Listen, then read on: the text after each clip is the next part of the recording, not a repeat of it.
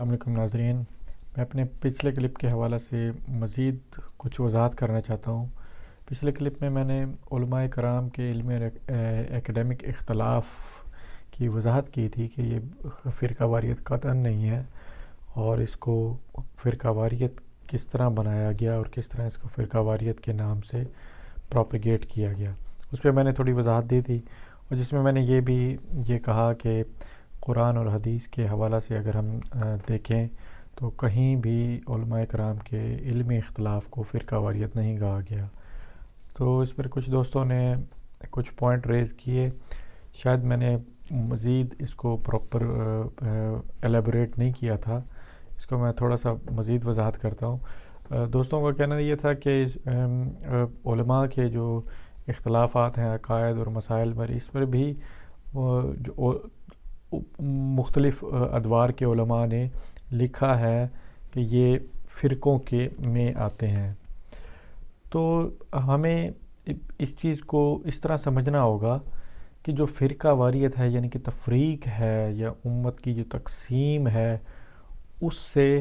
ایک تو ہے کہ عقائد کے معاملہ میں، یعنی کہ بالکل امت سے نکل جائے، اس مسلم امت سے باہر نکل جائے، کوئی ایسے عقائد اپنا لے، کوئی گروہ یا جماعت یا کوئی انڈیویجول، وہ تو امت سے خارج ہو گیا۔ مگر امت کے اندر رہتے ہوئے، یعنی کہ مسلمان کنسیڈر ہوتے ہوئے، اس کو فرقہ یا اس کو کیوں یہ کہا گیا کہ آپ فرقہ واریت نہ پھیلاؤ یا فرقوں میں نہ پڑھو، اس کو کیوں برا سمجھا گیا؟ اس میں ہمیں سمجھنے کی ضرورت یہ ہے کہ اس سے اصل میں مقصود یہ ہے کہ امت جب تک اکٹھی رہے گی تو امت کبھی کمزور نہیں ہوگی، مسلمانوں کا دشمن یا اسلام کا دشمن کبھی ان پر غالب نہیں آ پائے گا۔ اس کا اصل جو کرکس ہے نا، اس کی وجہ یہ ہے اصل میں۔ اب ہم فرقہ واریت، اب ہم دیکھیں کہ اگر ہم امت کی ڈویژن کو اس جماعت پر یا ان لوگوں پر فرقہ واریت کے نام سے امت کی ڈویژن کا الزام لگائیں جن کا کوئی کردار ہی ایکٹیو ہے ہی نہیں، جن کا رول کوئی ایکٹیو ہے ہی نہیں اس معاملہ میں، جیسے علماء کرام کے میں نے مثال دی۔ مگر اگر کوئی یہ کہتا ہے کہ ہسٹری میں یا پیچھے علماء کرام کے علمی اختلافات کو بھی فرقہ واریت کے تناظر میں دیکھا گیا، تو ان کو تھوڑا سا چیزوں کو غور سے دیکھنا چاہیے کہ 1300 سال تک علماء کرام کا کردار ریاستی معاملات میں بہت سٹرونگ رہا ہے، ان کے اس کو ہم ریاست کے کانٹیکٹس میں اگر ان چیزوں کو دیکھیں جو احادیث مبارکہ کو، تو حضور پاک صلی اللہ علیہ وسلم نے جہاں پر علماء کو ہدایت کی یا فرقہ واریت کے متعلق ایڈریس کیا، تو وہاں پہ بالکل اس کی یہ مراد ہے کہ علماء کرام ریاست کے امور میں ان کا بڑا اہم رول ہوگا، تو وہ ریاستی امور کو سر انجام دیتے ہوئے ایسی چیزوں میں، ایسی چھوٹے اختلافات میں، ایسی چیزوں میں نہ پڑیں جس سے مسلمان ریاست یا خلافت کمزور ہو۔ اس کانٹیکس میں آپ بات جب تک نہیں دیکھیں گے آپ کو سمجھ نہیں آئے گی۔ یہی وجہ ہے کہ جو پچھلے 1300 سال میں جب علماء کرام کا تمام ریاستوں میں، اسلامی ریاستوں میں، بادشاہت، ملوکیت جتنی بھی کہیں، سب میں علماء کا بہت اہم رول ہے۔ علماء کرام ہی بیوروکریسی ہوتے تھے، علماء کرام کی مشاورت کے بغیر فیصلے نہیں ہوتے تھے 1300 سال میں۔ اب اس کانٹیکس میں آپ دیکھیں کہ اگر علماء کرام چھوٹے موٹے اختلافات میں پڑیں گے، علماء کرام چھوٹی چھوٹی باتوں میں پڑیں گے، ان کے امت کو ڈیوائیڈ کریں گے، ریاستی امور میں یعنی کہ ریاستی معاملات میں امت کو ہیجان اور اس کیفیت میں ڈالیں گے، تو وہ امت کا نقصان ہے، ریاست کا نقصان ہے۔ اس کانٹیکس میں ہمیں دیکھنا ہوگا۔ اگر آج کے علماء کرام کو اگر ہم یہ کہتے ہیں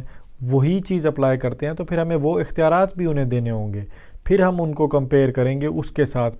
پھر ان کا معاملہ بنے گا کہ وہ امت کو تفرقہ میں ڈال رہے ہیں، یعنی کہ امت کو کمزور کر رہے ہیں۔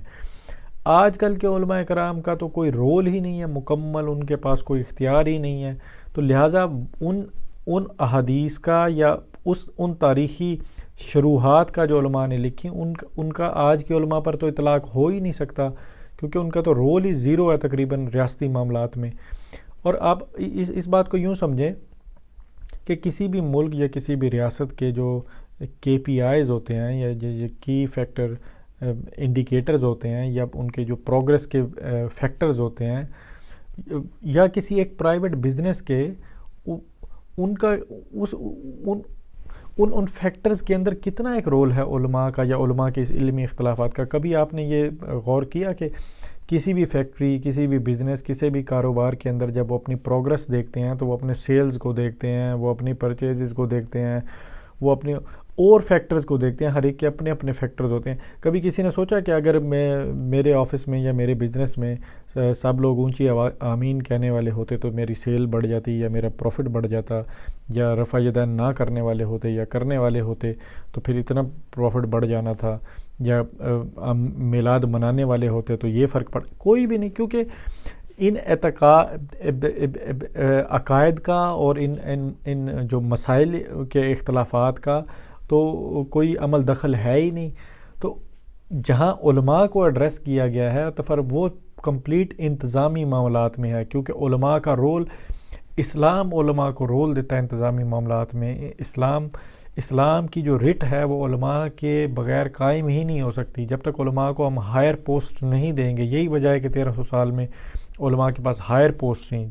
جب علماء کے پاس وہ پوسٹ آ جائیں گی پھر ان احادیث کو، یہ فرقہ واریت والی باتوں کو پھر اس تناظر میں آپ دیکھیں گے. اور یہ بھی ہوگا کہ جب علماء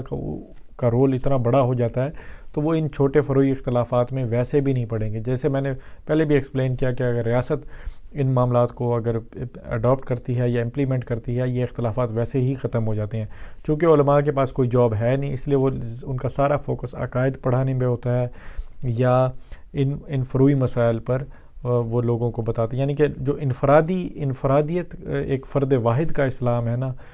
اس ٹائم وہ ٹیچ کر رہے ہیں، اور اس کی امپلیمنٹیشن کی بھی کوئی صورت نہیں ہے سوائے باجماعت نماز پڑھنے کے.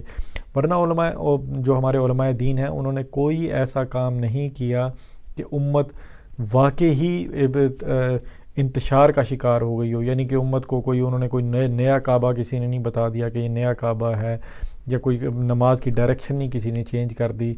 یا کسی نے کوئی ایسے عقائد نہیں متعارف کرا دیے کہ کوئی معاذ اللہ تعالیٰ کو چھوڑ کے کسی اور کی پوجا شروع کر دے.